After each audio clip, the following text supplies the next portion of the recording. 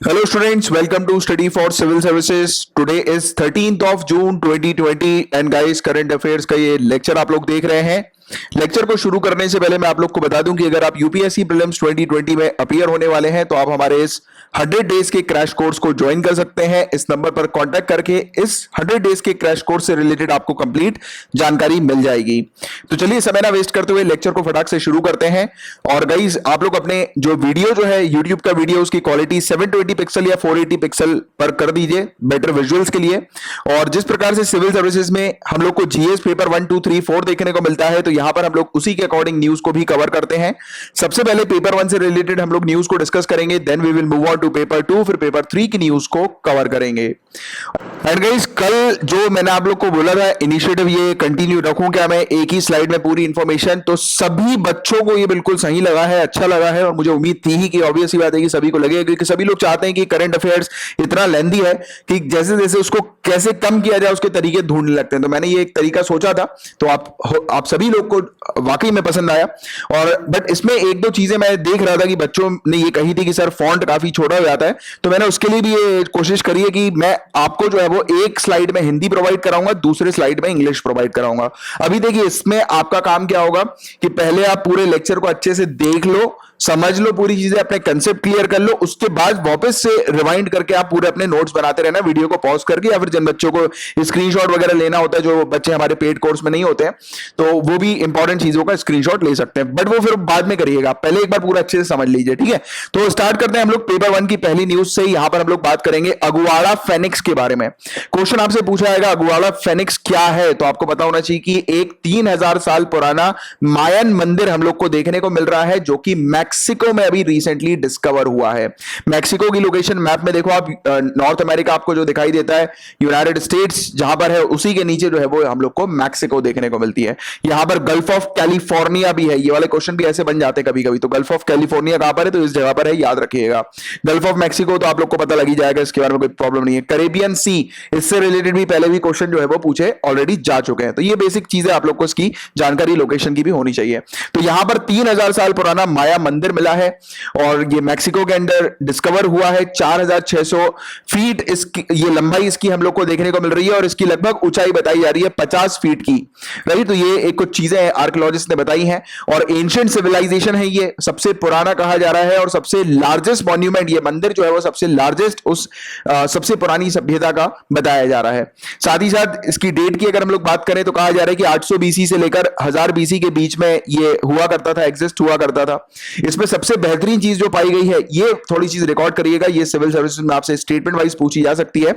यहां पर ये चीज जो खासियत देखने को मिली है कि यहां पर ज्यादातर लोग, ये जो सोसाइटी थी वो इगैलिटेरियन थी, यानी कि वहां पर कोई रूलर नहीं था, कोई शासक नहीं था, या फिर वहां पर कोई इलीट क्लास नहीं थी, यानी कि रिच और पुअर वाली क्लास नहीं थी। सभी लोग एक समान थे, एक बराबर थे, कोई किसी के ऊपर रूल नहीं कर रहा था, ना ही कोई राजा था ना कोई रंग था। ऐसी चीज हम लोग को यहां पर देखने को मिली, यानी कि कोई गरीब नहीं कोई अमीर नहीं, बिल्कुल सभी लोग इक्वल थे। तो ऐसी चीज यहां पर बताई जा रही, तो ये इसकी कुछ इंपॉर्टेंट खासियत हम लोग को देखने को मिल रही है, जिसकी एक जनरल जानकारी आपको होनी चाहिए। तो ये था अगुआड़ा फेनिक्स के बारे में पूरी जानकारी, तो इतनी चीजें बस आपको याद रखनी है। नेक्स्ट न्यूज में हम लोग छत्तीसगढ़ के बारे में बात करेंगे। तो देखिए छत्तीसगढ़ के अंदर बताया जा रहा है कि हिडन ट्रेजर्स ऑफ छत्तीसगढ़, जो कि मिनिस्ट्री ऑफ टूरिज्म लेकर आई है। अब देखो क्वेश्चन ये भी बन सकता है, हिडन ट्रेजर ऑफ छत्तीसगढ़, या फिर आपसे छत्तीसगढ़ के छिपे हुए खजाने ये किसके हैं, यानी किसने इसको अभी लेकर आए हैं। तो याद रखिएगा मिनिस्ट्री ऑफ टूरिज्म, पर्यटन मंत्रालय का ये इनिशिएटिव हम लोग को देखने को मिल रहा है। इनिशिएटिव नहीं कहोगे आप, जैसे कि इन्होंने इनका एक हम लोग को सीरीज देखने को मिलती है, देखो अपना देश सीरीज, तो उसका 30वां वेबिनार अभी था, जिसके अंदर छत्तीसगढ़ की कुछ चीजों का जिक्र हुआ था, और यही इंपॉर्टेंट चीजें हम लोग उसको डिस्कस करेंगे। कुछ इंपॉर्टेंट प्लेसेस हैं छत्तीसगढ़ के और कुछ इंपॉर्टेंट इवेंट है, क्योंकि ऐसी चीजें अक्सर एग्जामिनेशन में आ जाती है। देखिए जैसे कि आपसे पूछा जाएगा कि कारखाबट जो है वो ये किस जगह से एसोसिएटेड है, तो याद रखिएगा छत्तीसगढ़ से ये एसोसिएटेड है। ये कहा जा रहा है कि ये एक मेगालिथिक बरियल साइट है। तो ऐसे क्वेश्चन अक्सर जो है वो एंशिएंट हिस्ट्री वगैरह पॉइंट ऑफ व्यू से आपसे एक दो पूछ लिए जाते हैं और करंट अफेयर से लिंक करते हुए पूछे जाते हैं। इसके अलावा दीपादीह की अगर हम लोग बात करें तो ये एक मंदिर का कॉम्प्लेक्स है, मंदिर परिसर टेंपल कॉम्प्लेक्स है, 7वीं सेंचुरी का, 7th सेंचुरी का। देखो मंदिर की बात की जा रही है, और मंदिर वगैरह जैसी जो चीजें होती है ना, ऐसे मॉन्यूमेंट्स आर्किटेक्चर्स वगैरह, तो ये सब अक्सर जो है वो पूछे जाते हैं सिविल सर्विसेज में। तो ये टेंपल कॉम्प्लेक्स था दीपाधी छत्तीसगढ़ का। इसके अलावा घोटुल की अगर हम लोग बात करें तो ये एंशियंट ट्राइबल सिस्टम था एजुकेशन का, और साथ ही साथ यहाँ पर एजुकेशन का कैंपस भी हम लोग को देखने को मिला था।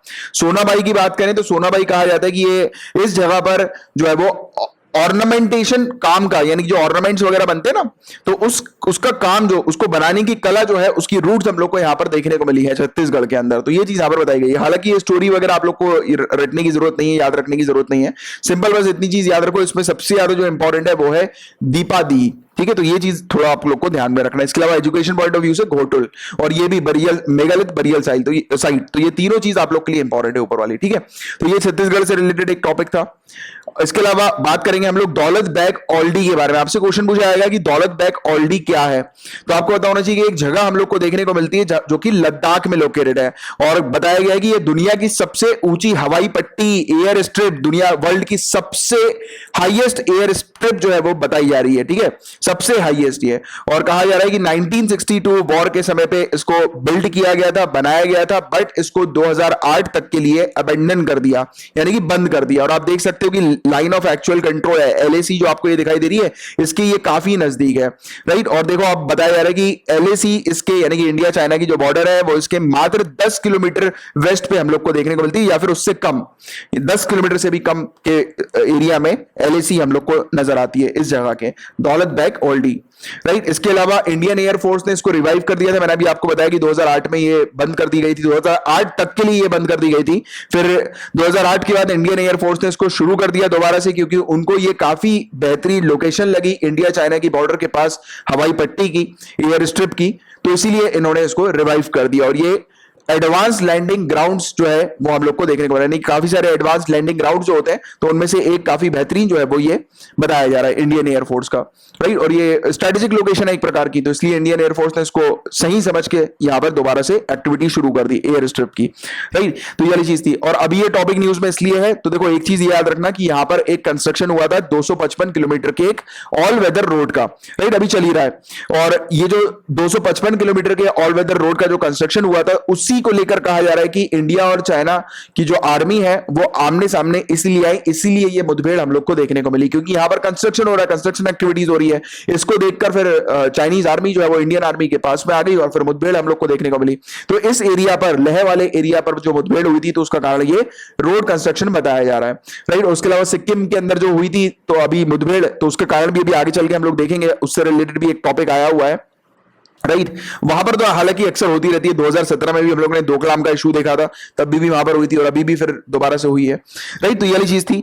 इसके अलावा इसमें एक और चीज याद रखना कि यहां पर जो ये हाईवे जो बनाया जा रहा है 255 किलोमीटर का, ये ऑल वेदर रोड जो बनाया जा रहा है, ये दारबुक, शौक और दौलत बैग ओल्डी का हम लोग को देखने को मिल रहा है। देखो ये दौलत बैग ओल्डी आपको यहां पर दिखाई दे रहा है, ये शौक आपको यहां पे दिखाई दे रहा है, और देखो ये लेह से भी कनेक्ट करेगा। इवन ये कहा जा रहा है कि ये लेह से भी कनेक्ट करेगा किसको, दौलत बैग ओल्डी को। तो क्वेश्चन अगर आए दौलत बैग ओल्डी कहां पर है, लद्दाख में है, और ये क्या क्या चीजें हैं, तो उसके बारे में आपको पूरी जानकारी होनी चाहिए थी, और मैंने आप लोग को ये पूरी चीज प्रोवाइड करा दी है। इससे ज्यादा और कुछ आपसे इस टॉपिक से रिलेटेड एग्जामिनेशन में नहीं पूछा जाएगा, राइट। तो ये था पूरा ओवरऑल टॉपिक, और पेपर 1 से रिलेटेड सिर्फ इतने ही टॉपिक्स थे। Now we will move on to paper 2। तो देखिएगा सीपीसीबी का फुल फॉर्म क्या है, सेंट्रल पोल्यूशन कंट्रोल बोर्ड। तो इनके द्वारा भी बताया जा रहा है कि रेलवे स्टेशनों का वर्गीकरण किया गया है। वर्गीकरण का मतलब क्लासिफिकेशन, रेलवे स्टेशन को क्लासिफाई किया जा रहा है सीपीसीबी के द्वारा। किसके आधार पर क्लासिफाई किया जा रहा है, वेस्ट के आधार पर। ये बोलेंगे कि मतलब यानी कि अलग अलग रेलवे स्टेशन को अलग अलग कैटेगरीज में रखेंगे। वो डिपेंड करेगा रेलवे स्टेशन के अंदर कितना कचरा इकट्ठा हो रहा है, कितना कचरा जनरेट हो रहा है रेलवे स्टेशन के अंदर। तो ये कचरा जो जनरेट होता है उसकी क्वांटिटी के ओवर बेस्ड ये क्लासिफाई किया जाएगा रेलवे स्टेशन को आगे चल के। तो उस क्लासिफिकेशन की कैटेगरीज जो रखी गई है वो रेड, ऑरेंज और ग्रीन रखी गई है। रेड का मतलब वो रेलवे स्टेशन जो काफी ज्यादा कचरा जनरेट करता है। कितना, तो कहा जा रहा है कि 100 किलो लीटर पर डे, या फिर उससे ज्यादा या उसके इक्वलेंट। अगर कोई रेलवे स्टेशन में इतना कचरा होता है हर दिन 100 किलो लीटर पर डे का, तो वो रेड की कैटेगरी में उसको रखा जाएगा। ऑरेंज की कैटेगरी में उन रेलवे स्टेशन को रखा जाएगा जहां पर 10 किलो लीटर पर डे या से लेकर 100 किलो लीटर पर डे के बीच में जो कचरा जनरेट होता है, तो वो यहां पर रखा जाएगा। ग्रीन के अंदर जहां पर 10 किलो लीटर पर डे के हिसाब से कचरा जनरेट होता है वो ग्रीन की कैटेगरी में रखे जाएंगे। तो ये 3 कैटेगरीज जो है वो हम लोग को देखने को मिल रही है। क्वेश्चन इस प्रकार से भी बन सकता है कि रेलवे स्टेशन को अभी रेड, ग्रीन और ऑरेंज जो कैटेगरी रेलवे स्टेशन के लिए बनाई गई है वो किसके द्वारा बनाई गई है, तो सीपीसी भी आपको याद रखना है, वो कैटेगरी के अंदर क्या क्या चीजें हैं तो वो मैंने भी आपको बता दी। तो ये थोड़ा सा बस ध्यान में रखो, ऐसे क्वेश्चन कभी कभी प्रीलिम्स में डायरेक्टली आ जाते हैं, राइट। तो ये चीज देखी हम लोगों ने। अब हम लोग बात करेंगे इसके बारे में अथीरापल्ली हाइड्रो इलेक्ट्रिक प्रोजेक्ट के बारे में। ये जो हाइड्रो इलेक्ट्रिक प्रोजेक्ट है गाइस, ये बताया जा रहा है कि केरल के अंदर हम लोग को देखने को मिल रहा है। क्वेश्चन ये बनेगा कि ये प्रोजेक्ट जो है हाइड्रो इलेक्ट्रिक प्रोजेक्ट, तो ये कहां पर है, तो केरला आपको याद रखना है। अभी रिसेंटली ये टॉपिक न्यूज में इसलिए क्योंकि केरला ने हरी झंडी दे दी है केरला इलेक्ट्रिसिटी बोर्ड को कि वो यहां पर हाइड्रो इलेक्ट्रिक प्रोजेक्ट बनाने का काम जो है वो शुरू कर दे। क्योंकि अभी कुछ समय पहले से हम लोग को देखने को मिला था कि पास्ट में कि काफी सारे जो एनवायरमेंटल एक्टिविस्ट जो थे गाइस, उन्होंने यहां पर जो है वो प्रदर्शन करना शुरू कर दिए थे, वो इस हाइड्रो इलेक्ट्रिक प्रोजेक्ट के अगेंस्ट थे। बट उसके जो है वो उसको हटाकर केरला स्टेट गवर्नमेंट ने बोला कि यहां पर हाइड्रो इलेक्ट्रिक प्रोजेक्ट जो है वो शुरू किया जाए और उसको मंजूरी देते हुए स्टेट इलेक्ट्रिसिटी बोर्ड को जो है वो हरी झंडी दिखा दी है। ठीक है, तो ये चीज बस आप लोग को एक जनरल पता होनी चाहिए, बाकी मेन जो काम की चीज है वो यहां पर है। तो इस हाइड्रो इलेक्ट्रिक प्रोजेक्ट का नाम आप लोग को पता ही लगी गया, अथीरापल्ली हाइड्रो इलेक्ट्रिक प्रोजेक्ट। तो ये नाम आपको याद रखना है कि ये केरला में हम लोग को देखने को मिल रहा है। इस प्रोजेक्ट की टोटल इंस्टॉल्ड कैपेसिटी बताई जा रही है 163 मेगावाट। ये किस नदी के ऊपर है, दिस इज वेरी इंपॉर्टेंट, ये चालाकुडिया नदी के ऊपर हम लोग को देखने को मिल रही है। क्वेश्चन ये बनेगा ये नदी कहां पर है, केरला, आप लोग को आंसर याद रखना है।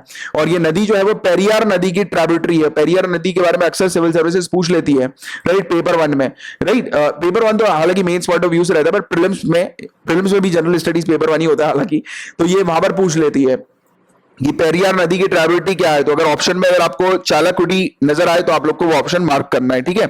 इसके अलावा ये जो हम लोग को देखने को मिलती है अन्नामलाई रीजन जो है तमिलनाडु का, वहां से ये ओरिजिनेट होती है, ठीक है। तो इसके बारे में भी एक जनरल जानकारी आप लोग को थोड़ी सी पता होनी चाहिए। तो ये था पूरा ओवरऑल टॉपिक इस हाइड्रो इलेक्ट्रिक प्रोजेक्ट के बारे में। Now we will move on to Operation Desert Chase. Question आपसे पूछा जाएगा ऑपरेशन डेजर्ट चेज क्या है, तो आपको याद रखना है एक एंटी एस्पियोनेज ऑपरेशन है, एंटी जासूसी ऑपरेशन हम लोग को देखने को मिलता है। देखो गाइस, अभी क्या हुआ है कि राजस्थान की जो पुलिस है उन्होंने 2 सिविल डिफेंस एम्प्लॉइज को जयपुर में अरेस्ट कर लिया है। वहां पर बताया गया कि ये जो सिविल डिफेंस एम्प्लॉइज जो थे वो क्या करते थे, वो पाकिस्तान की आईएसआई को, राइट, इंटेलिजेंस एजेंसी को कुछ सेंसिटिव इंफॉर्मेशन पास करते थे। यानी कि हमारे यहां से हमारी जो सेंसिटिव इंफॉर्मेशन होती थी वो बाहर को की आईएसआई को, पाकिस्तान की आईएसआई को जो है वो पहुंचाते थे। तो ये बेसिकली गद्दारी कर रहे थे इंडिया के साथ, और इसी को लेकर उनके खिलाफ अब कार्रवाई की जा रही है और ये ऑपरेशन डेजर्ट चेज के चलते उनको पकड़ा गया है। और ये मिलिट्री एजेंसी जो है, हम इंटेलिजेंस एजेंसी जो है हमारी, उनके द्वारा शुरू किया गया था 2019 में ऑपरेशन डेजर्ट चेज, जो कि इस प्रकार के आरोपी जो होते हैं जो हमारी कंट्री के साथ गद्दारी करते हैं और दूसरी यानी कि पाकिस्तान की आईएसआई या दूसरी इंटेलिजेंस एजेंसी को कुछ खुफिया इंफॉर्मेशन शेयर कर देते हैं, तो उनको पकड़ने के लिए ये ऑपरेशन शुरू किया गया था। तो ये चीज आपको थोड़ी सी याद रखनी है कि ऑपरेशन डेजर्ट चेज क्या है, तो एक एंटी एस्पियोनेज ऑपरेशन, एंटी जासूसी ऑपरेशन हम लोग को देखने को मिल रहा है। Got it. तो इतनी चीजें आप लोग को थोड़ी सी ध्यान में रखनी है। अब वर्ल्ड एक्रीडिशन डे की बात हो रही है, तो 9 जून को हर साल वर्ल्ड एक्रीडिशन डे ऑब्जर्व किया जाता है। इस दिन क्या किया जाता है गाइस, तो इस दिन एक्रीडिशन का रोल जो है उसको प्रमोट किया जाता है कि ट्रेड और इकोनॉमी में एक्रीडिशन होना चाहिए। What is एक्रीडिशन? एक्रीडिशन का मतलब गाइस क्या होता है, मान्यता होती है। जैसे कि ट्रेड बिजनेस जो भी चीज शुरू की जाए तो उसको ऑथराइज किया जाए, उसको लीगल करवाया जाए, उसकी लाइसेंसिंग करवाई जाए कि हमारे जितने भी बिजनेस ओपन हो तो वो बिजनेस जो है वो मतलब ऑथराइज तरीके से ओपन हो, लीगल तरीके से ओपन हो। क्योंकि आप जानते हैं कि हमारे यहाँ इतनी इंपॉर्टेंस हम लोग को नहीं देखने को मिलती है बिजनेस सेक्टर के अंदर जो कि दी जाती है, और अथॉरिटीज वगैरह भी क्रॉस चेक नहीं करती है। आप कहीं पर भी किसी भी जगह पर कोई भी एक छोटा मोटा दुकान खोल सकते हो, बिजनेस चालू कर सकते हो, उसके लिए आपको अलग से रजिस्टर करने की जरूरत नहीं। और ऐसी काफी सारी चीजें जो होती हैं हमारी कंट्री के अंदर होती हैं, जिससे कि काफी सारे बिजनेसेस जो है वो बिना रजिस्ट्रेशन के चल रहे होते हैं, बिना लाइसेंस वगैरह के चल रहे होते हैं। इससे क्या होता है, इससे प्रॉब्लम हालांकि होती कुछ नहीं है, बट मेन जो प्रॉब्लम होती है वो रिकॉर्ड जनरेट करने में होती है कंट्री के। तो अब कंट्री के पास अगर एक अच्छा रिकॉर्ड होगा तब जाकर तो कंट्री जो है वो various policies, rules and regulations बना पाएगी बेहतर तरीके से, राइट। हम लोग कई बार जो है वो अपनी पॉलिसीज वगैरह हम लोग अक्सर बोलते हैं ना कि हम लोग पॉलिसी इंप्लीमेंट नहीं कर पा रहे, फेल हो रहे हैं पॉलिसी को इंप्लीमेंट करने में। कई कबार वो इसलिए भी होता है क्योंकि हमारे पास इस प्रकार का प्रॉपर डेटा नहीं हो पाता है। तो ये सब चीजें अगर होगी, एक कंपनी अगर रजिस्टर्ड होगी, लाइसेंस वगैरह हम लोग को कंपनी का देखने को मिलेगा, बिजनेस सेक्टर जो होगा वो रजिस्टर्ड होगा, फॉर्मल सेक्टर की कैटेगरी में आने लगेगा। क्योंकि आप जानते हैं, आपने पढ़ा भी है कई जगह कि हमारी कंट्री में वास्ट मेजॉरिटी जो होती है वो इनफॉर्मल सेक्टर की हम लोग को देखने को मिलती है। जो वास्ट बिजनेसेस हैं वो इनफॉर्मल सेक्टर से एसोसिएटेड है, यानी कि काफी सारे लोग जो है वो इनफॉर्मल बिजनेस से एसोसिएटेड है। तो यहां पर मान्यता देने का मकसद यह है कि उनको फॉर्मल बिजनेस की कैटेगरी में जोड़ना, शामिल करना, जिससे कि एक अच्छा रिकॉर्ड सरकार को मिल पाए। तो ऐसी चीज आप मेंस में लिखेंगे, अंडरस्टैंडिंग इट। तो ये है वर्ल्ड एक्रीडिशन डे का फायदा। इस दिन प्रमोट किया जाता है कि एक्रीडिशन जो है वो ट्रेड और इकोनॉमी में होना चाहिए, एक्रीडिशन का रोल, मान्यता का रोल। और इसकी थीम जो है वो है एक्रीडिशन इंप्रूविंग फूड सेफ्टी। इसकी थीम हम लोग को देखने को मिल रही है, फूड सेफ्टी के ऊपर टारगेट किया जा रहा है, ठीक है, ज्यादा से ज्यादा। तो ये बेसिक चीज आप लोग को जानकारी इससे रिलेटेड होनी चाहिए। अब हम लोग बात करेंगे अंतरराष्ट्रीय धार्मिक स्वतंत्रता रिपोर्ट के बारे में, इंटरनेशनल रिलीजियस फ्रीडम रिपोर्ट के बारे में। अब ये रिपोर्ट कौन जारी करता है, याद रखना, यूनाइटेड स्टेट्स की डिपार्टमेंट जो है वो इस रिपोर्ट को जारी करती है, रिलीज करती है। तो इन्होंने अभी ये रिपोर्ट रिलीज करी है। रिपोर्ट के अंदर जो चीजें मेंशन्ड है वो इंडिया के खिलाफ हम लोग को काफी सारी चीजें देखने को मिल रही है, जैसे कि हम लोग ने सिटीजनशिप अमेंडमेंट एक्ट के खिलाफ यहां पर बात की गई है। यहां पर जम्मू एंड कश्मीर का जो स्टेटस का जो चेंज हुआ है उसका जिक्र हुआ है, एनआरसी की बात हुई है, नेशनल रजिस्टर ऑफ सिटीजन की बात हुई है।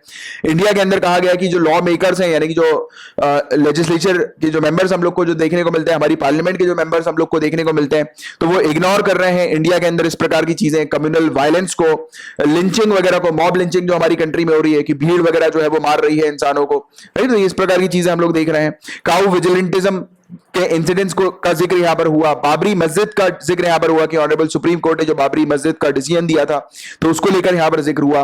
मतलब कुल मिलाकर यहां पर बोला जा रहा है कि इंडिया जो है, मतलब इस रिपोर्ट में कहा जा रहा है, मैं नहीं बोल रहा, इस रिपोर्ट में कहा जा रहा है कि इंडिया के अंदर जो रिलीजियस डिस्क्रिमिनेशन काफी ज्यादा हो रहा है, माइनॉरिटी के खिलाफ जो है वो इंडिया के अंदर काफी कुछ कहा जा रहा है। अब देखो ये वाला टॉपिक आपको याद आ रहा है कि हम लोगों ने पहले भी डिस्कस किया हुआ है, कुछ समय पहले, ज्यादा दिन नहीं हुआ है। हम लोगों ने बात करी थी 30 अप्रैल 2020 को United states commission on international religious freedom की रिपोर्ट के बारे में, यूएससीआईआरएफ की रिपोर्ट के बारे में। इस रिपोर्ट के अंदर भी पूरी ये जो चीज हमने कही ना, वही सब चीजें बताई गई थी। और मैंने आपको इसको पढ़ाते हुए आपसे कहा भी था कि आगे चल के जब यूनाइटेड स्टेट्स कुछ इस रिपोर्ट को लेकर एक्शन लेगी तब हम लोग उसके बारे में डिस्कस करेंगे। तो वो यहीं पर ही फिर से हम लोग को ये चीज देखने को मिल रही है आईआरएफ की रिपोर्ट में भी, यूनाइटेड स्टेट्स डिपार्टमेंट के द्वारा। तो कहीं ना कहीं इंडिया जो ट्रंप एडमिनिस्ट्रेशन जो है, यूएसए की एडमिनिस्ट्रेशन जो है वो इंडिया के खिलाफ कुछ इस चीज को लेकर सैंक्शन इंपोज करने की बात कर रही है। और यूएससीआईआरएफ की भी इस रिपोर्ट में हम लोगों ने सैंक्शन की बात करी थी, क्योंकि यहां पर रिकमेंडेशन दिए गए थे कि इंडिया के जो लॉ मेकर्स जो है या फिर इंडिया के जो डिप्लोमेट्स वगैरह जो है, गवर्नमेंट एजेंसीज जो है, ऑफिशियल्स वगैरह जो है, उनके खिलाफ कार्रवाई की जाए, सख्त कार्रवाई की जाए। तो ये चीज हम लोग को यहाँ पर यूनाइटेड स्टेट्स की तरफ से देखने को मिल रही है। अब देखो आगे चल के क्या कार्रवाई करेंगे ये तो वो तो बाद में ही हम लोग को पता लगेगा, बट एक बार आप जरूर इस टॉपिक को जाकर पढ़ लीजिए, क्योंकि इसमें मैंने आप लोग को थोड़ी सी चीजों के बारे में वो भी बताया हुआ कि इंडिया के अंदर एक बार हमारे जो honourable prime minister at present Narendra Modi ji जो है, उनके खिलाफ इस सीआईआरएफ की रिकमेंडेशन के थ्रू यूएसए ने एक टाइम पर कार्रवाई करी थी। उनको यूएसए में एंट्री देने से बैन कर दिया था, मना कर दिया था, उनको वीजा उनका जो है वो अप्रूव नहीं हुआ था। तो देखो ये वाली चीज बहुत इंपॉर्टेंट है, इसलिए मैं कह रहा हूं कि इस टॉपिक को जिन बच्चों ने नहीं पढ़ा है वो एक बार जाकर पढ़ लेना। 30 अप्रैल 2000 यूट्यूब का जो सर्च कॉलम है ना, वहां पे आप लिखना 30 अप्रैल 2020, उसके आगे लिख देना ओनली करंट अफेयर, जो कि हमारा यूट्यूब का चैनल है। तो जो वीडियो सबसे पहले आएगा तो वो वीडियो ये वाला होगा, उस वीडियो में आप जाइएगा 11 मिनट 22 सेकंड में, तो आपको ये वाला टॉपिक मिल जाएगा, ठीक है। तो इस टॉपिक को जरूर देख लेना, और जो बच्चे ऑलरेडी इस टॉपिक को पढ़ चुके हैं वो एक बार जाकर रिवाइज कर लो, ठीक है। तो ये था पूरा ओवरऑल मामला इससे रिलेटेड जो हमने देखा। और गाइस हम लोग डिस्कस करेंगे सिक्किम तिब्बत के 1890 के सम्मेलन के बारे में। तो इसको थोड़ा सा ध्यान देना, कुछ इंपॉर्टेंट पॉइंटर्स हैं जिसको आप लोग को ध्यान में रखना है। तो ये जो कन्वेंशन हुआ था ये किसके बीच में हुआ था? ब्रिटेन और चाइनीज किंगडम के बीच में ये कन्वेंशन हुआ था। अब देखिए गाइस एक चीज आपको पता होनी चाहिए कि सिक्किम जो हम लोग को स्टेट हमारी कंट्री के अंदर देखने को मिलती है ये वाली, राइट, तो ये एक टाइम पर एक इंडिपेंडेंट कंट्री हुआ करती थी। 1975 से पहले सिक्किम एक इंडिपेंडेंट कंट्री थी, फिर बाद में फिर ये इंडिया का हिस्सा बनी। तो देखो गाइस ये जो कन्वेंशन है ये कब का है? 1890 का है। इस कन्वेंशन की खासियत क्या थी? इस कन्वेंशन के अंदर चाइना ने सिक्किम के साथ जो है वो एक बाउंड्री बना ली थी, यानी कि एक इसने बॉर्डर के लिए ये एग्री हो गया था कि चाइना और सिक्किम के बीच में एक बॉर्डर है और एक वाटरशेड बेस्ड अलाइनमेंट इसने तैयार किया था, यानी कि एक बाउंड्री इसने तैयार करी थी इस एग्रीमेंट के तहत। ये एग्रीमेंट कुछ नहीं है, सिक्किम और तिब्बत के बीच में बाउंड्री का हम लोग को देखने को मिलता है, एक टेरिटरी का देखने को मिलता है कि इस पार का एरिया जो होगा वो सिक्किम का होगा, उस पार का एरिया जो होगा वो तिब्बत का होगा, चाइना का होगा। ठीक है, तो ये हम लोग को ऐसा एग्रीमेंट देखने को मिलता है। सिंपल सी बात, ये बात आपको पता होनी चाहिए इसके बारे में, राइट। और देखो, ये वाटरशेड बेस्ड एग्रीमेंट किसके आधार पर था? नदी के आधार पर। सिक्किम में आप देखते हो भाई, सिक्किम में इस तरफ अगर आप देखोगे यहां पे, तो इस टाइप से आप लोग को, जैसे मैंने आपको ये लाइन बना के दिखाई, तो इस टाइप से आपको एक नदी यहां पर दिखाई देती है। ये नदी आपको इस मैप में दिख रही होगी, ये देखो ये वाली नदी आपको दिख रही है, ठीक है, ये नदी है। ये नदी का नाम क्या है? तीस्ता नदी। तो ये सिक्किम के अंदर है। दूसरी नदी तिब्बत के अंदर हम लोग को देखने को मिलती है, जिसका नाम है मोचू, राइट। इसको हम लोग कंबू माओचू के नाम से भी जानते हैं। ये आप देख सकते हो, ये यहीं पर ही है, इसी एरिया पर। ये वाला जो एरिया आपको दिखाई दे रहा है, इसी एरिया पर आपको दिखाई देगी ये दोनों नदियां। तो ये जो कन्वेंशन, इस कन्वेंशन ने नदी के आधार पर बाउंड्री जो है, यानी कि नदी को नेचुरल बाउंड्री के तौर पर इन्होंने डिक्लेयर किया और कहा कि उस पार का एरिया सिक्किम का होगा, इस पार का एरिया तिब्बत का होगा। तो ये आप लोगों को क्लियर हो गया ये एग्रीमेंट किससे रिलेटेड था। अब देखो, ये एग्रीमेंट जब तैयार हुआ था तो उसके कुछ समय के बाद तिब्बत ने मना कर दिया था कि वो नहीं मानता इस एग्रीमेंट को, इस कन्वेंशन को।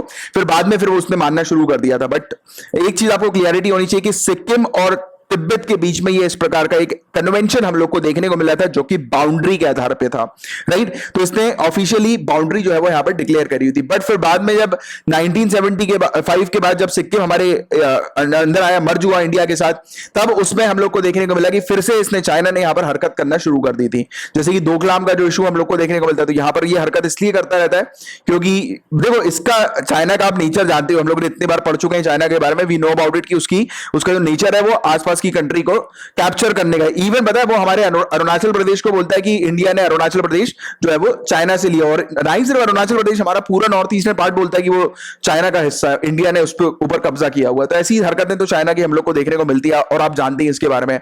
जैसे कि साउथ चाइना सी की अगर हम लोग बात करें, तो वो भी डिस्प्यूट आप लोग को पता है कि उसमें भी वो आइलैंड कंट्रीज के ऊपर और समुद्र के ऊपर अपना कब्जा दिखाता रहता है, राइट। तो ऐसी हरकतें चाइना की ऑलरेडी है ही। बट ये वाली चीज आप लोग को क्लियर होनी चाहिए कि यहां पर जो नेचुरल बाउंड्री जो हम लोग को रिवर देखने को मिली थी, तो उसको उसने जो है वो दोनों सिक्किम और चाइना के बीच की बाउंड्री जो है वो डिक्लेयर कर दी थी, या फिर बॉर्डर डिक्लेयर कर दिया था।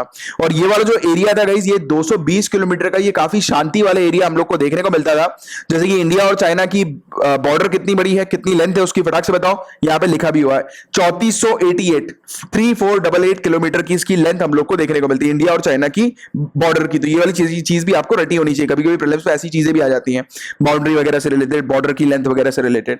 तो इस पूरे एरिया के अंदर सिर्फ इकलौता ऐसा सेक्शन था जहां पर डिस्प्यूट्स वगैरह हम लोग को नहीं देखने को मिलते थे। इवन अभी भी इस एरिया पर काफी कम डिस्प्यूट होते हैं, बट फिर भी बीच बीच में ये हरकत जो है वो डोकलाम में करता रहता है। जैसे कि अभी 2017 में इसने हरकत करी थी, और अभी कुछ समय पहले नाथुला पे भी ये खड़े हो गए थे, आर्मी वगैरह, राइट। तो ये इसकी चीजें हम लोग को देखने को मिली। बट बाकी आप लोग को जो मैंने आपको ये ज्योग्राफिकल पॉइंट्स बताए हुए हैं, तो वो बिल्कुल आपको अच्छे से पता होना चाहिए, और जनरली आपको पता होना चाहिए कि ये सिक्किम तिब्बत कन्वेंशन किससे रिलेटेड था। सिर्फ इतनी सी बात, उससे ज्यादा और कुछ नहीं।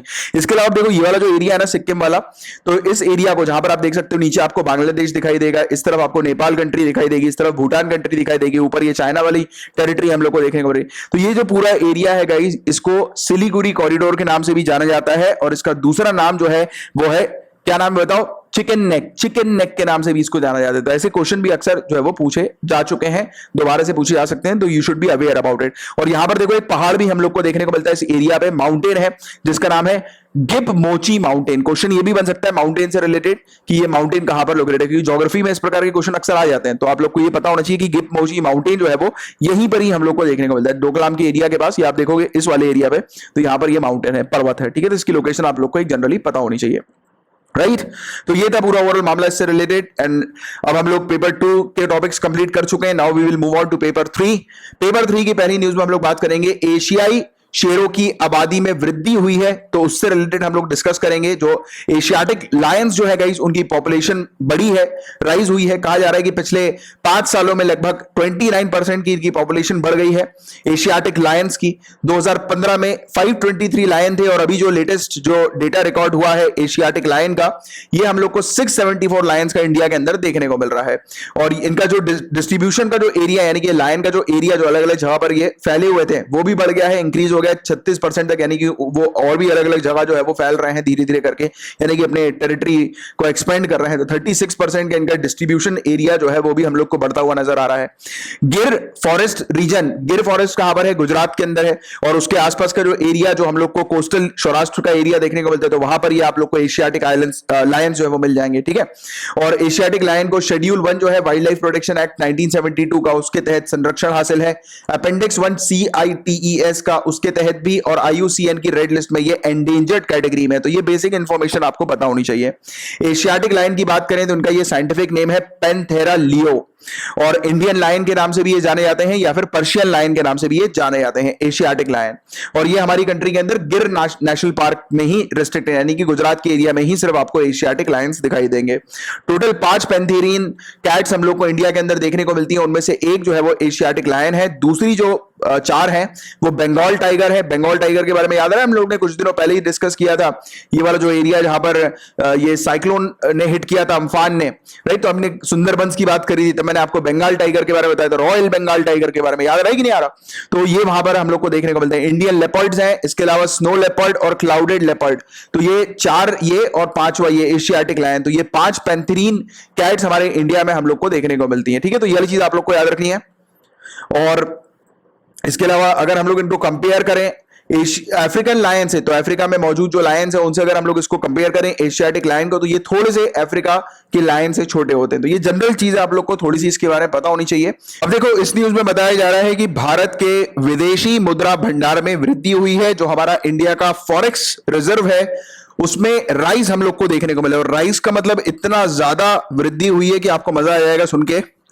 देखो, हमारी कंट्री के अंदर 12.4 बिलियन US डॉलर था फॉरेक्स, ये मई के महीने में ऑल टाइम हाई हो गया है, ये 493.48 बिलियन US डॉलर जो है वो हो गया है, काफी हाई हुआ है। और ये भी कहा जा रहा है कि बहुत ही जल्दी 500 बिलियन US डॉलर ये टच कर जाएगा।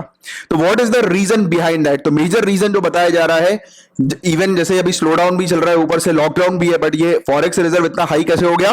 तो देखो गाइस, यहां पर हम लोग को देखने को मिल रहा है कि सरकार की कुछ पॉलिसीज थी जिन्होंने अट्रैक्ट किया हुआ है फॉरेन इन्वेस्टमेंट को, जैसे कि फॉरेन डायरेक्ट इन्वेस्टमेंट, तो इसको अट्रैक्ट किया है। और साथ ही साथ फॉरेन पोर्टफोलियो इन्वेस्टर्स का इन्वेस्टमेंट भी, उसमें भी बढ़ोतरी हम लोग को देखने को मिल रही है। तो ये गवर्नमेंट की पॉलिसीज कुछ इस प्रकार की थी जिसने अट्रैक्ट करा फॉरेन डायरेक्ट इन्वेस्टमेंट, उसके चलते ये फॉरेक्स रिजर्व में हम लोग को राइज देखने को मिल रहा है। क्योंकि फॉरेक्स रिजर्व के अंदर फॉरेन करेंसी जब ज्यादा आती है कंट्री के अंदर, तो उसको जो है वो देखा जाता है। और भी काफी सारी चीजें होती है फॉरेक्स रिजर्व में, I will going to let you know, but foreign currency के में इसका जो है वो मेजर रोल हम लोग को देखने को मिलता है, राइट।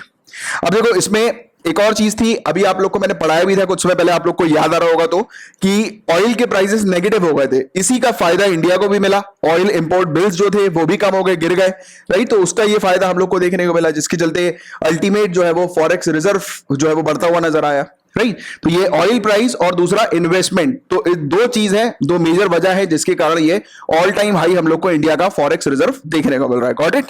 अब फॉरेन एक्सचेंज रिजर्व, फॉरेक्स का फुल फॉर्म क्या है? Foreign exchange.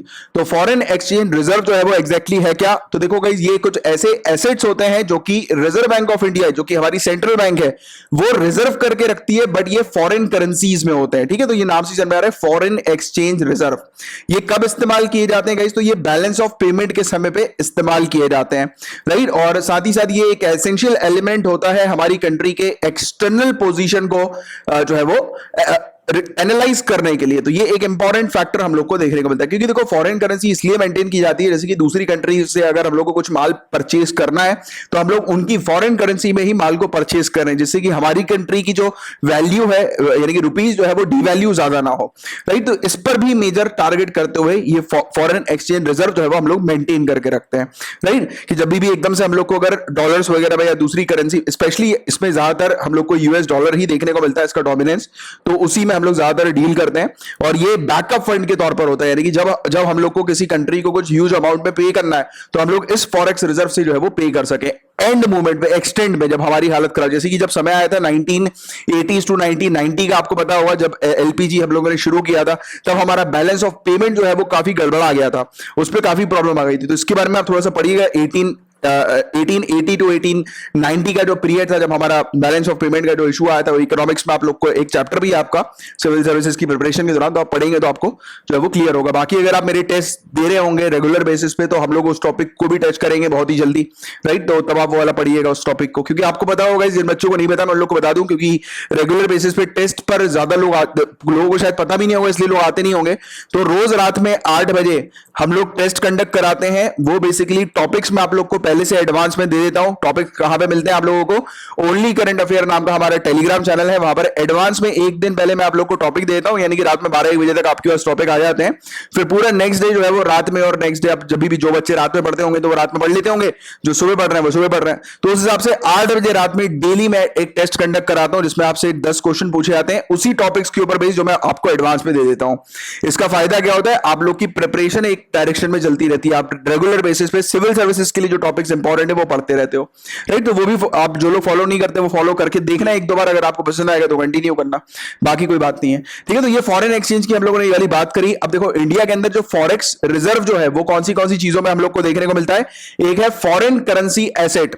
Foreign currency asset क्या होता है? ये एक ऐसे एसेट होते हैं, एक ऐसी एसेट संपत्ति हम लोग को देखने को मिलती है जिनकी वैल्यू हमारी कंट्री की करेंसी के ऊपर बेस्ड नहीं होती, यानी कि जिनकी वैल्यू रुपीस के ऊपर बेस्ड नहीं होगी, जिनकी वैल्यू बेस्ड होगी दूसरी करेंसी पे, दूसरी कंट्री की करेंसी पे, राइट। तो ये होते हैं फॉरेन करेंसी एसेट्स। इसके अलावा गोल्ड का रिजर्व हम लोग मेंटेन करते हैं। कितना मेंटेन करते हैं गोल्ड का रिजर्व हम लोग? बताइए। मैंने आप लोग से कल एक क्वेश्चन भी रखा था, 115 करोड़ रुपए। तो ये हम लोग मेंटेन करके रखते हैं गोल्ड के रिजर्व के तौर पर। वो बेसिकली हम लोग को देखने को मिलता है, वो एक अलग सेक्शन है जिसमें हम लोगों ने बात करी थी इसके बारे में। इसके अलावा स्पेशल ड्राइंग राइट्स, इसके अंडर भी हम लोग को देखने को मिलता है। ये आता है स्पेशल ड्राइंग राइट्स का टॉपिक, मैं आपको ऑलरेडी कवर करा चुका हूं। अभी थोड़ी देर बाद एंड में जब हम लोग इस लेक्चर को एंड करेंगे तब मैं आप लोग को कहां पर आपको मिलेगा स्पेशल ड्राइंग राइट्स, तो मैं आपको बता दूंगा। इसके अलावा reserve position with international monetary fund, आपको पता होगा इंटरनेशनल मॉनेटरी फंड के पास भी हम लोग जो है वो अपने कोटा के ऊपर बेस जो है वो कुछ फंड रिजर्व करके रखते हैं, है ना। तो उसका भी जो चीज होती है वो इंडिया फॉरेक्स रिजर्व में कैलकुलेट की जाती है, ऐड की जाती है। तो क्वेश्चन प्रीलिम्स में ऐसे बनते हैं कि इंडिया के फॉरेक्स रिजर्व के अंदर निम्नलिखित ऑप्शन में से, गिवन ऑप्शन में से क्या क्या चीजें आती हैं। तो ये चारों चीजें आती हैं, ये चीज आप थोड़ा सा रट लो या याद रख लो, ठीक है। और इंडिया का जो फॉरेक्स रिजर्व है वो reserve bank of India govern करती है, reserve bank of India act 1934 के तहत। और ये वाला टॉपिक मैंने आप लोग को कल के टेस्ट में दिया था, आप लोग को पता होगा, पढ़ने के लिए कहा था, और कल ये टेस्ट हो चुका है ऑलरेडी।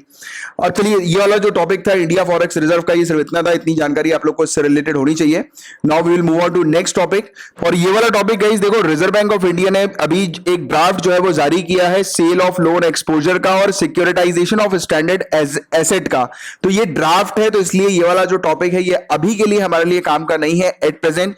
ये ड्राफ्ट जो है वो एप्लीकेबल कुछ शेड्यूल कमर्शियल बैंक के लिए है, रीजनल रूरल बैंक को छोड़कर ऑल इंडिया फाइनेंशियल इंस्टीट्यूशन जैसे कि NABARD, national housing bank, export import bank, SIDBI, तो इनके लिए हम लोग को देखने को मिल रहा है। और जितने भी एनबीएफसीज वगैरह जो हैं और एचएफसीज वगैरह जो हैं उनके लिए एप्लीकेबल होगा। हालांकि ये जो ड्राफ्ट है गाइस, ये इसमें स्पेशली मैं आप लोग को ओवरव्यू दे देता हूं एक, कि ये फोकस कर रहा है कि हमारी कंट्री के अंदर जो एनपीए हम लोग को देखने को मिलते हैं, नॉन परफॉर्मिंग एसेट जो बैंक के अंदर देखने को मिलते हैं, यानी कि जो लोग लोन ले लेते हैं बैंक से फिर वो चुका नहीं पाते हैं, तो ऐसा रिस्क जो बैंक के अंदर आज की डेट में डेवलप होता जा रहा है उसको मिनिमाइज करने के लिए ये ड्राफ्ट हम लोग को एट प्रेजेंट देखने को मिल रहा है, राइट। बट अभी जो है ये ड्राफ्ट है, जब ये इसकी जो मतलब यानी कि जो इम्प्लीमेंट हो जाएगा, ये फाइनली लागू हो जाएगा, तब हम लोग इसके बारे में डिस्कस करेंगे। तब के लिए इंपॉर्टेंट है, अभी के लिए एग्जामिनेशन पर्सपेक्टिव से ये बिल्कुल भी इंपॉर्टेंट नहीं है। अगर आप चाहो तो इसको एक बार रीड कर सकते हो, बाकी मतलब टाइम वेस्ट मत करना, क्योंकि ये काम में तो आएगा नहीं अभी के लिए आपके, राइट। बाकी आगे चल के इससे रिलेटेड कोई लिंक्ड एडिटोरियल्स वगैरह होते हैं, then I will going to explain this overall thing. But अभी के लिए एक जानकारी सिंपल बस आपको होनी चाहिए कि इस प्रकार का एक ड्राफ्ट लेकर आई है रिजर्व बैंक ऑफ इंडिया, जो कि इन फलाना जो बैंक्स मैंने अभी आपको बताया इनमें एप्लीकेबल होंगे। और ये स्पेशली इनमें टारगेट किया जा रहा है कि जो आज की डेट में रिस्क जो बैंक में बढ़ता जा रहा है उस रिस्क को मिनिमाइज किया जाए, ठीक है। तो उसको लेकर ये पूरा ओवरऑल ड्राफ्ट है।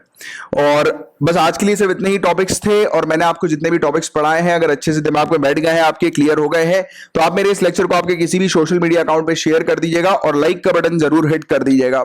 अभी रुकिए, कहीं जाइएगा नहीं, कोई जनरल स्टडीज के टॉपिक्स में आपको एज अ होमवर्क दे रहा हूं। एफपीआई और एफडीआई, इसके बारे में हालांकि पहले भी पढ़ा चुका हूं मैं आप लोग को, तो ये आपको पढ़ना है। बैलेंस ऑफ पेमेंट क्या होते हैं इसके बारे में आप थोड़ा पढ़िएगा। एसडीआर, एसडीआर कहां मिलेगा आपको, तो हमारा जो चैनल है ओनली करंट अफेयर का, वहां पर मैं ऑलरेडी आप लोग को एसडीआर का एक टॉपिक दे चुका हूं, बट ये वाला टॉपिक हमारे एक टीम के मेंबर ने बनाया हुआ है, हमारे एजुकेटर ने बनाया हुआ है, तो इस टॉपिक को आप देखिए जाके। तो इसमें इस टॉपिक को अगर आप पूरा देख लेंगे तो कंप्लीट एसडीआर आपका फिनिश हो जाएगा, पूरा का पूरा एसडीआर आपके दिमाग में क्लियर हो जाएगा कि एसडीआर एक्चुअल में होता क्या है। तो ये आपको कैसे मिलेगा ये वाला टॉपिक, तो आपको क्या करना है, ओनली करंट अफेयर आप लिखिएगा और उसके आगे लिख दीजिएगा स्पेशल ड्राइंग राइट, या फिर स्पेशल ड्राइंग राइट लिखिए और आगे ओनली करंट अफेयर लिखिए। इस प्रकार का आपको वीडियो दिखाई देगा और ये 44 मिनट 44 सेकंड का वीडियो है, तो ये आपको मिल जाएगा, ये पूरा देख लेना, इससे आपका एसडीआर अच्छे से कंप्लीट हो जाएगा। ठीक है, इसमें आईएमएफ के बारे में भी कुछ बातचीत जो है वो की गई है, राइट, इंटरनेशनल मॉनेटरी फंड के बारे में, तो ये भी आप लोग को थोड़ा सा पढ़ना है। इसके अलावा जेनेटिक इंजीनियरिंग अप्रेजल कमिटी, ये क्या होती है इसके बारे में आप पढ़ के रखिए। ठीक है, फिर हम लोग मंडे को डिस्कस करेंगे जीईएसी के बारे में। और मंडे को क्यों, क्योंकि आज सैटरडे है, कल है संडे, कल आपका क्या होता है, रिविजन डे होता है। पिछले 6 दिन के टॉपिक्स आप रिवाइज करते हैं, कल के दिन आपको एक कंबाइंड लेक्चर में प्रोवाइड कराता हूं आपके रिवीजन के लिए, जो कि पूरे हफ्ते के में जितने भी टॉपिक्स मैंने जितने भी लेक्चर्स लिए हैं वो एक ही वीडियो में आप लोग को मिलते हैं, राइट, रिवीजन पर्सपेक्टिव से। और अब आप पूछोगे नए बच्चे की सर क्या आप संडे की न्यूज कवर नहीं करते, तो संडे की न्यूज कवर की जाती है, बट वो मंडे को कवर की जाती है। बट अगर किसी समय संडे को ज्यादा न्यूज आती है तो हम उसको मंडे और ट्यूसडे दोनों को कवर करते हैं, राइट। बट यहां पर एक भी न्यूज नहीं छूटती है, उसकी गारंटी होती है। हो सकता है कि कुछ न्यूज है वो मैंने बात के लिए आपके लिए रखी हो, कुछ एडिटोरियल्स का मैं इंतजाम कर रहा हूं, उसमें से देखने का इंतजाम कर रहा हूं, क्योंकि यहां पर आपको एक बार में पूरी इंफॉर्मेशन दी जाती है एक टॉपिक के बारे में, स्टार्टिंग से लेकर एंड तक, राइट। और कुछ जो चीजें होती हैं जो कि मैं आपको बता ही देता हूं कि आपको ये एक बार पढ़ना है अलग से, जो स्टैटिक पोर्शन के अंदर आ जाता है। तो चलो, वैसे भी मैं स्टैटिक पोर्शन तो कवर करा ही देता हूं, आप वो भी जानते हो उसके बारे में। तो ये वाली ओवरऑल थिंग थी, और ये पांचों चीजों को आपको क्या करना है, इसके आपको हैंड रिटन नोट्स बनाने हैं, और अगर आप ऐसा कर लो तो नीचे कमेंट बॉक्स में लिख देना सर होमवर्क डन। और कल के दिन मैंने आप लोग को एक ऐसे लिखने के लिए कहा था, तो होपफुली आप लोग को वो याद हो, तो मैं फिर से नहीं याद है तो याद दिला देता हूं। कल के दिन मैंने आपको एक टॉपिक दिया था ऐसे का, उस टॉपिक पर ऐसे की आपकी प्रैक्टिस जो है वो कर लेना कल के दिन, संडे के दिन रिविजन के बाद, ठीक है। तो और ये नोटिस लिखा है इंग्लिश और हिंदी दोनों में, इसको एक बार आप पढ़ लेना, फिर ये वाले टॉपिक्स करना। और अभी थोड़ी देर के बाद आपका 2 मिनट का क्विज शुरू होने वाला है, उसको अटेम्प्ट करो। 10 में से आपके कितने क्वेश्चन आए हैं वो बताओ, और वो क्विज जो है वो हमारी टीम के द्वारा बनाया गया है, ठीक है। और मैं जो बनाता हूं ये डेली करंट अफेयर्स बनाता हूं, और साथ में रात में 8 बजे जो आप लोग को टॉपिक्स मिलते हैं वो मैं आपको प्रोवाइड कराता हूं। और ये हमारा 100 डेज का क्रैश कोर्स है। जिन बच्चों को प्रीलिम्स 2020 में जो बच्चे अपीयर होने वाले हैं और उनको और बेहतर तरीके से तैयारी करनी है, तो ये क्रैश कोर्स ज्वाइन कर लीजिएगा। इस नंबर पर कांटेक्ट करके इस क्रैश कोर्स से रिलेटेड आपको कंप्लीट इन्फो मिल जाएगी। अब मिलेंगे हम लोग मंडे को, तब तक के लिए bye bye, take care, have a great day ahead, Tata.